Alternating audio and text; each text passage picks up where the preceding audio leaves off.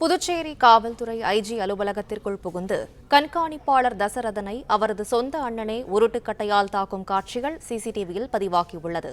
இதுகுறித்த கூடுதல் விவரங்களை செய்தியாளர் சண்முக சுந்தரம் வழங்க கேட்கலாம். சண்முக சுந்தரம், வணக்கம். விவரங்களை சொல்லுங்க. வணக்கம். புதுச்சேரி உப்பளம் தமிழ்தாய் நகர் சேர்ந்தவர் தசரதன். இவர் காவல்துறை ஐஜி அலுவலகத்தில் கண்காணிப்பாளராக பணியாற்றி வருகிறார். இந்நிலையில் அந்த உப்பளம் பகுதியில் உள்ள தனது பூர்வீக வீட்டில் தனது அண்ணனுடன் வசித்து வந்த நிலையில் அவருக்கும் அவர் அண்ணனுக்கும் ஏற்கனவே முன்விரோதம் இருந்த நிலையில் அவர் வீட்டை விட்டு சென்றுள்ளார். அவரது அண்ணன் வீடானது மற்றொருவர் வாடகை இருந்துள்ள நிலையில் அந்த வாடகை வீட்டுக்காரருக்கும் தசரத் வீட்டுக்காருக்கும் வழி செல்வதற்கான வீட்டிற்குள் செல்வதற்கான வழி பிரச்சனை ஏற்பட்டுள்ளது. இந்த பிரச்சனை நிலையில் அந்த வாடகைதாரர் ராஜிடம் தெரிவித்துள்ளார். உடனடியாக ராஜ் தசரதன் வீட்டிற்கு வந்து இது குறித்து அவர்கிட்ட பேசிய போது அவர்கள் ஆத்திரமடைந்து உடனடியாக ராஜ் தசரதனை உருட்டுக்கட்டையால் தாக்கியுள்ளார்.